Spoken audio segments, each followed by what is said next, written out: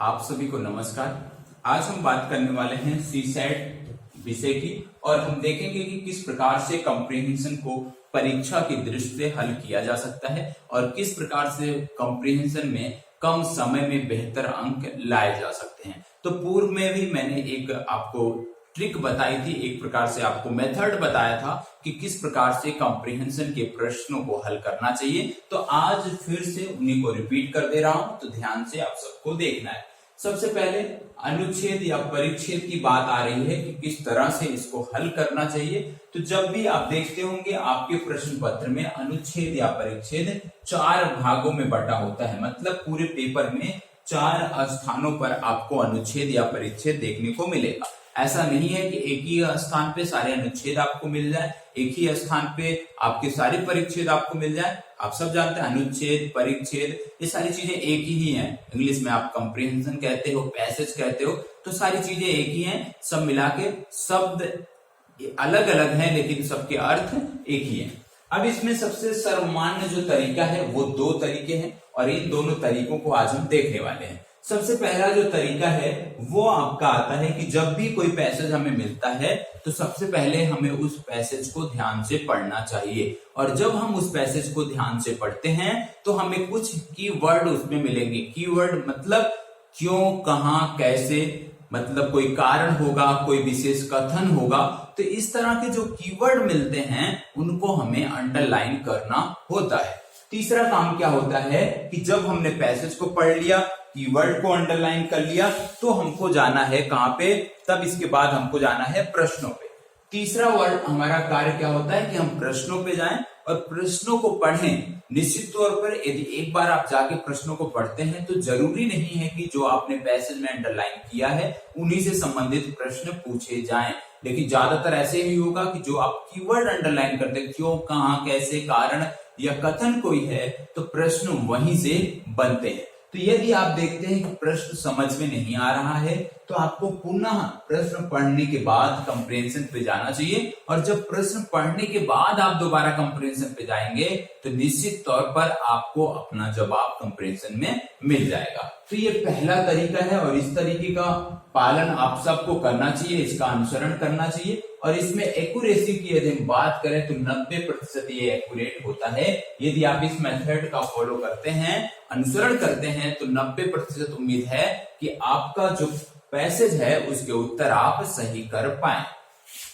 दूसरा तरीका है कि आपको क्या करना है कि इसमें सबसे पहले प्रश्नों को नहीं, सबसे पहले इसमें पैसेज नहीं पढ़ना है, बल्कि सबसे पहले इसमें प्रश्नों को पढ़ना है। दूसरे तरीके में सबसे पहले आपको प्रश्नों को पढ़ना है और जब आप प्रश्न पढ़ते हैं, क्योंकि आपका दिमाग इस तरह से विकसित होता है कि आप यदि प्रश्न पढ़ते हैं और उसके बाद उसका उत्तर खोजते हैं तो निश्चित तौर पर आपका दिमाग तुरंत कैच करता है। कहने का मतलब यदि आप पहले प्रश्न को पढ़ते हैं उसके बाद यदि आप पैसेज पे जाते हैं तो जरूरी है कि आप तुरंत उसके उत्तर को क्लिक कर पाए, उसके उत्तर को पैसेज में ढूंढ पाए। ये बहुत ही आसान तरीका है दूसरा वाला। और इसमें जब भी आप प्रश्न पढ़ोगे, प्रश्न आपके दिमाग में रहेगा और उससे जुड़ा हुआ जैसे ही कोई तथ्य आपकी आंखों के सामने से गुजरेगा आप उसको कैच कर सकते हैं। तो ये जो दूसरा तरीका है ये उन दिनों के लिए बेहतर है जब आप एग्जाम हॉल में बैठते हैं, परीक्षा भवन में बैठते हैं। क्यों? क्योंकि परीक्षा भवन में बहुत ज्यादा प्रेशर होता है और जरूरी नहीं है कि आप 2 बार उस पैसेज को पढ़ सके जैसे कि पहले तरीके में बोला गया है। तो उसके लिए जरूरी है कि आप प्रश्नों को पढ़ें, पैसेज पे जाएं और निश्चित तौर पर जब प्रश्नों को पढ़ने के बाद पैसेज पर जाएंगे तो आपको अपना जवाब ढूंढने में समस्या नहीं होगी। लेकिन दिक्कत क्या है कि प्रारंभिक दौर में हमें प्रयास करना चाहिए कि हम पहले तरीके से जाएं, पहले पैसेज को पढ़ें, उसको समझने का प्रयास करें। इसके बाद यदि हम प्रश्नों को हल करते हैं तो निश्चित तौर पे हमारी जो समझ है वो थोड़ी सी और विकसित होगी। चीजों को समझेंगे यदि हम तो जो हमारा सोचने और समझने का दायरा है वो थोड़ा सा विस्तृत होगा। तो यदि इस तरीके से आप जाते हो तो जीएस के परिप्रेक्ष्य से भी आपको मदद मिलेगी, क्योंकि जो पैसेज होते हैं ज्यादातर सामान्य अध्ययन से ही जुड़े होते हैं, समसामयिक घटनाओं से जुड़े होते हैं। तो अभी जब आप प्रारंभिक चरण में हैं तो आपको इसी पहले तरीके का अनुसरण करना चाहिए और इसी के अनुसार अपने आप को आगे बढ़ाना चाहिए। बात आती है दूसरे तरीके की। तो दूसरे तरीके का आप उपयोग तब कर सकते हैं जब आपका परीक्षा नजदीक 2 से 3 महीने बाद आपकी परीक्षा है, तब आप इस ढर्रे को अपना सकते हैं, इस पर आगे बढ़ सकते हैं और निश्चित तौर पर दोनों तरीके आपके कारगर हैं। तीसरा भी एक तरीका होता है उन छात्रों के लिए जिनके लिए एक प्रकार से जो समय को परीक्षा भवन में समय को मैनेज नहीं कर पाते हैं, उनके लिए तीसरा तरीका है। लेकिन ये थोड़ा सा रिस्की तरीका है। क्यों? क्योंकि इस तरीके में क्या होता है, आपके पास पैसेज पढ़ने का समय नहीं होता, आपके पास उसको समझने का समय नहीं होता, सिर्फ और सिर्फ आप प्रश्नों को पढ़कर एक अनुमान लगाते हैं और उन्हीं अनुमानों के आधार पर आप अपना जवाब देते हैं। क्योंकि हो सकता है कि 10 पैसेज बच्चे हैं, समय आपके पास 5 मिनट है, तो ऐसे में तो आप ऐसा नहीं कर सकते कि आप पूरा पैसेज पढ़ सको। तो इसके लिए जरूरी क्या है कि आप इस ट्रिक को अपनाएं। तो 3 तरीके हैं जिनके आधार पर आप कंप्रिहेंशन को हल कर सकते हैं।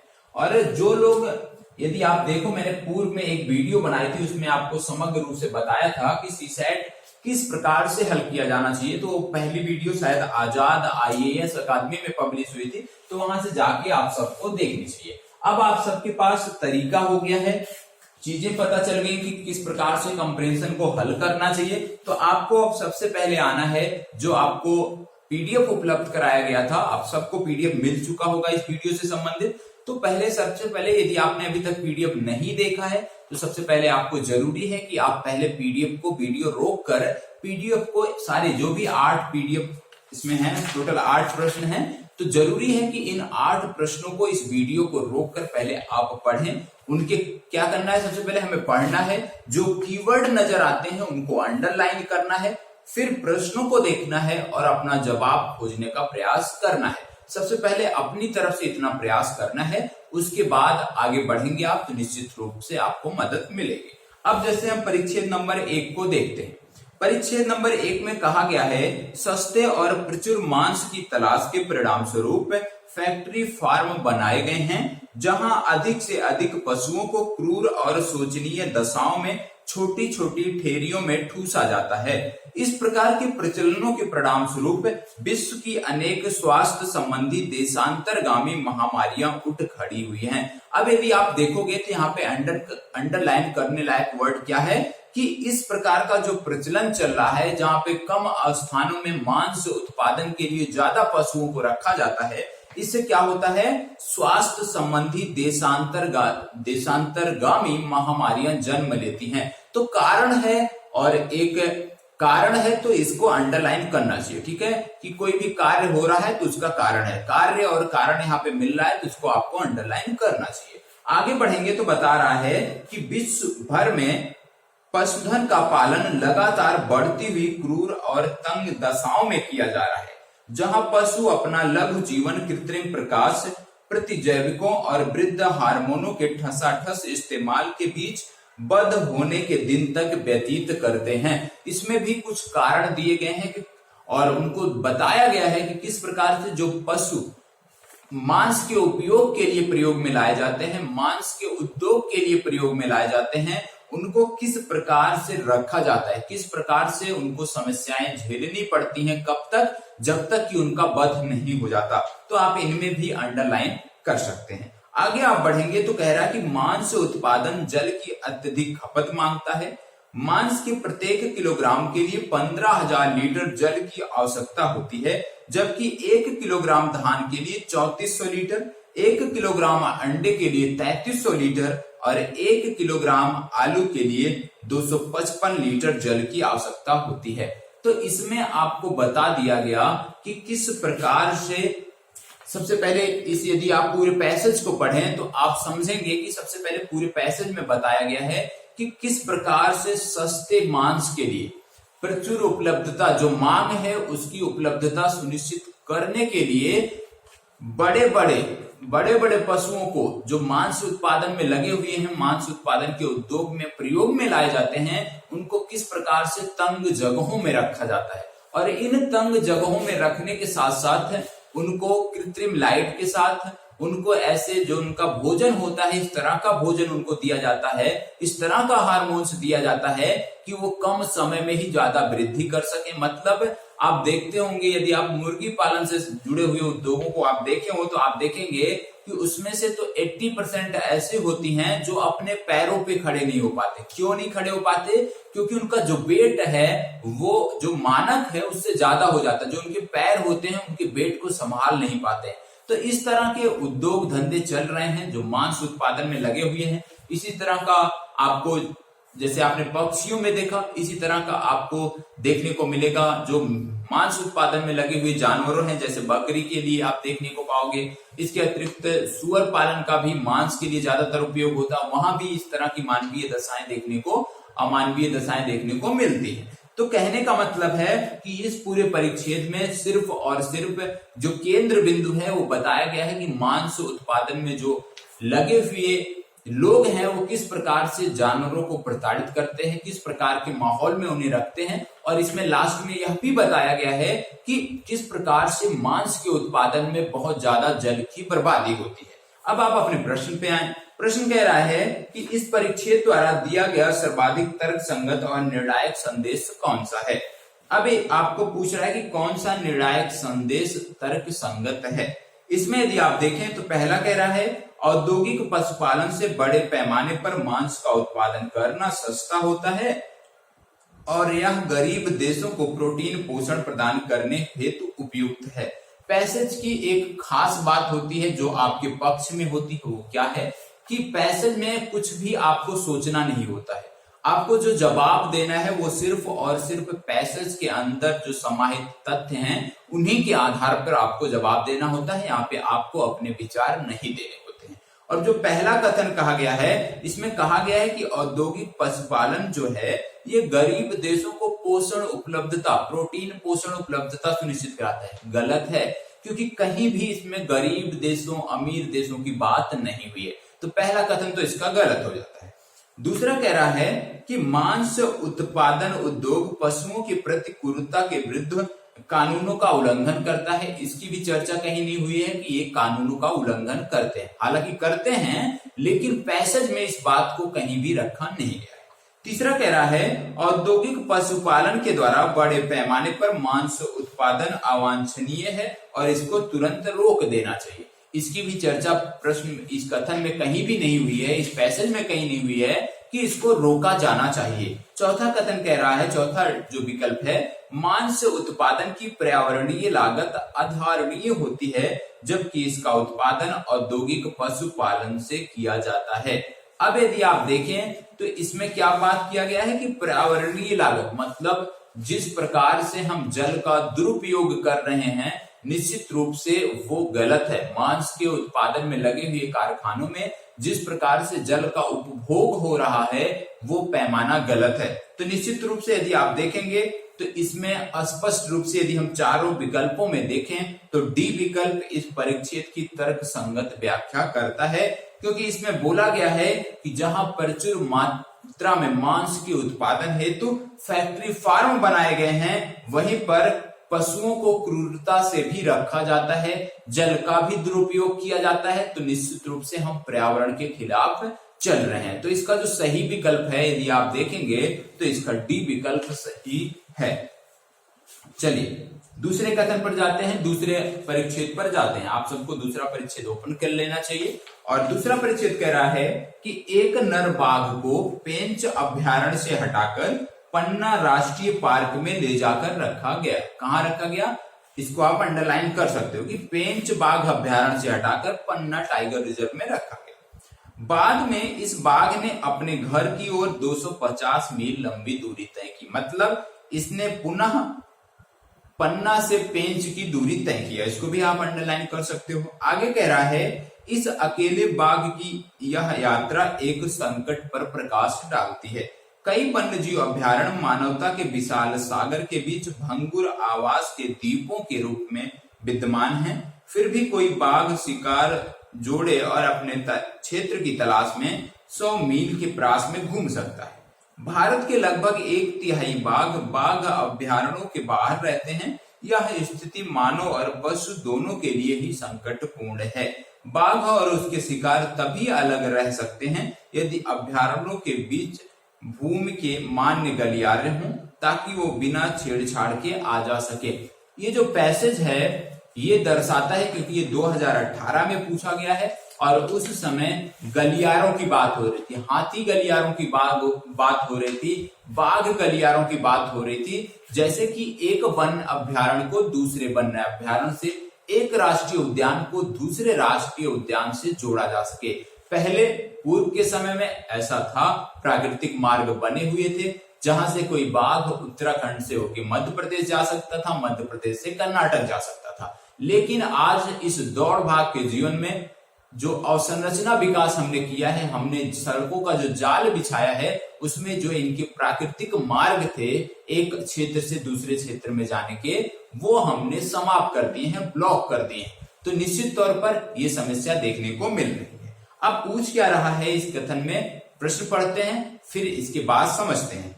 इसमें पूछ रहा है, इस परिच्छेद द्वारा दिया गया सर्वाधिक तर्कसंगत और निर्णायक संदेश कौन सा है? पहला कह रहा है, मनुष्य और वन्य जीव के बीच संघर्ष को सुलझाया नहीं जा सकता, चाहे हम जो भी प्रयत्न करें। दूसरा कह रहा है, संरक्षित क्षेत्रों के बीच सुरक्षित वन्य जीव गलियारे संरक्षण के प्रयत्नों का आवश्यक पहलू हैं। तीसरा कह रहा है, भारत के लिए आवश्यक है कि वह और अधिक संरक्षित क्षेत्रों की घोषणा करे। जबकि यदि आप देखो तो तीसरे कथन की कहीं चर्चा नहीं हुई है पूरे पैसेज में कि भारत और वन्य जीव अभ्यारण्यों की घोषणा करे, तो ये तो गलत हो जाता है। चौथा कह रहा है कि भारत के राष्ट्रीय पार्कों और बाघ अभ्यारण्यों का व्यावसायिक प्रबंधन होना चाहिए, इसकी भी चर्चा नहीं हुई है, तो ये भी गलत हो गया। क्योंकि मैंने पूर्व में भी कहा कि सबसे राहत की बात क्या होती है पैसेज में, कि आपको अलग से कुछ भी नहीं सोचना होता है, इन्हीं पैसेज को पढ़कर अपना जवाब देना होता है। अब यदि आप देखो तो तीसरा और चौथा तो हो गया गलत, पहला और दूसरा बचा है। और पहला कथन कह रहा है कि मनुष्य और वन्य जीव के बीच संघर्ष को सुलझाया नहीं जा सकता, इसकी भी बात इसमें नहीं की गई। दूसरे की यदि हम बात करें, संरक्षित क्षेत्रों के बीच सुरक्षित वन्य जीव गलियारे संरक्षण के प्रयत्नों का आवश्यक पहलू है। तो निश्चित रूप से ये जो पूरा पैसेज है इसमें यही बताया गया है कि किस प्रकार से एक बाघ जो है भोजन की तलाश में, साथी की तलाश में, क्षेत्र की तलाश में एक राज्य से दूसरे राज्य, मतलब एक वन्य जीव अभ्यारण्य से दूसरे वन्य जीव अभ्यारण्य तक का सफर करना चाहता है। और ऐसी मुश्किलें क्यों आती हैं? क्योंकि गलियारे जो थे वो समाप्त हो चुके हैं, जिसके कारण जब वन्य जीव अभ्यारण्य से कोई भी जानवर निकलता है तो वो मानवीय बस्तियों में आता है। और निश्चित तौर पे आप देखने को मिलता है उत्तर प्रदेश में यदि आप रहते हैं तो पीलीभीत अक्सर चर्चा में रहता है, जहां बाघ और मानव के संघर्ष आम हो गए हैं। उत्तराखंड में भी इस तरह की घटनाएं देखने को मिलती है। तो निश्चित तौर पर जो उनका क्षेत्र हो रहा है उसको लगातार हम सीमित करते जा रहे हैं, जो प्राकृतिक गलियारे थे उनको लगातार समाप्त करते जा रहे हैं, जिसके कारण बाघ अभ्यारण्यों में चुनौतियां देखने को मिल रही हैं। जिन पशुओं का हम संरक्षण कर रहे हैं उनसे संबंधित चुनौतियां देखने को मिल रही हैं। तो इस पैसेज को यदि आप पढ़ेंगे तो इसका बी विकल्प आपको समझ में आएगा कि ये सर्वश्रेष्ठ इसकी व्याख्या करता है।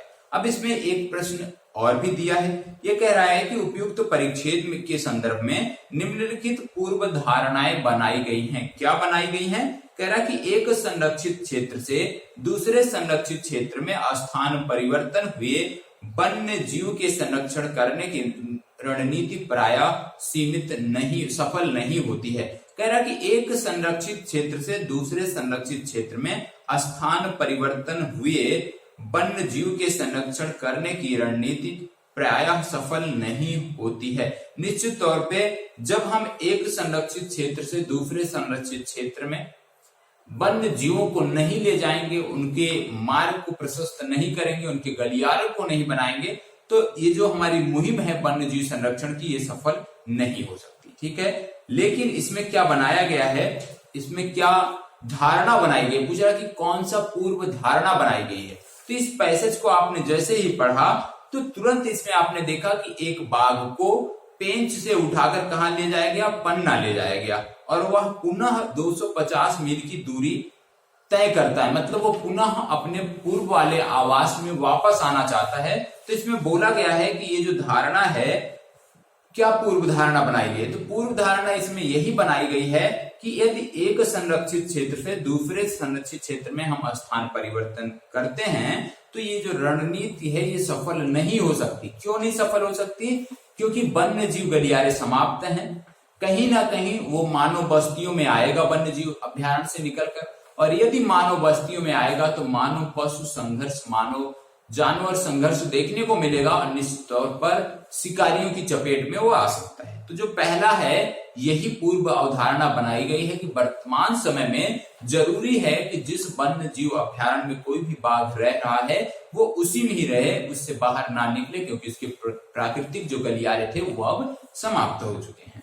दूसरा इसमें कह रहा है कि भारत में बाघों की सुरक्षा के लिए उपयुक्त कानून नहीं है। इसकी चर्चा कहीं इस पूरे कथन में नहीं की गई, इसलिए ये गलत हो जाता है। तो इसका केवल एक विकल्प सही है। ठीक है, चलिए परिच्छेद नंबर 3 पर आगे बढ़ते हैं। परिच्छेद नंबर जो 3 है ये कह रहा है वैज्ञानिक ज्ञान के अपने संकट हैं, लेकिन सभी बड़ी चीजों के साथ ऐसा ही है।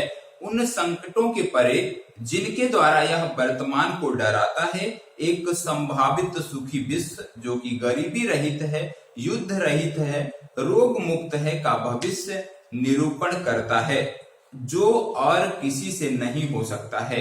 विज्ञान के चाहे कोई भी अप्रिय परिणाम हो सकते हैं, वह अपनी विशेष प्रकृति में मुक्तिदाता है।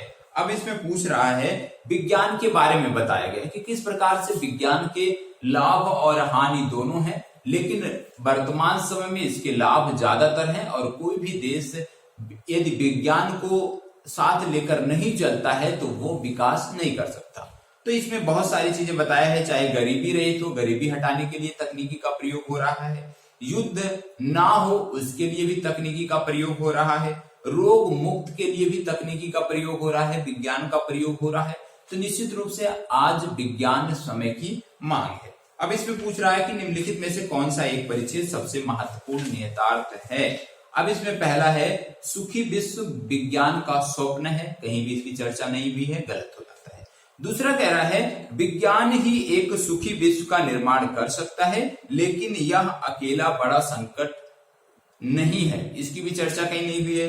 अब तीसरे कथन पर यदि आते हैं तो इसमें कहा गया है विज्ञान के बिना सुखी विश्व संभव नहीं है। और जब आपने पैसेज को पढ़ा तो इसमें भी बताया गया कि विज्ञान के द्वारा आज हम रोग मुक्त हो रहे हैं, गरीबी मुक्त हो रहे हैं। तो कहने का मतलब है बिना विज्ञान के हम सुखी विश्व की कल्पना नहीं कर सकते। तो सी विकल्प इसका सही उत्तर है। और यदि आपने ये टेक्निक देखी होगी कि पहले आप प्रश्नों को पढ़ते हैं या पहले आप पैसेज को पढ़ते हैं, किसी भी प्रकार से यदि आप पैसेज को एक बार पढ़ लेते हैं तो निश्चित रूप से पैसेज को पढ़ने के बाद आपके दिमाग में भी एक विचार आता होगा कि ये जो पैसेज है ये किस पर आधारित है, किन चीजों को इसमें बोला गया है।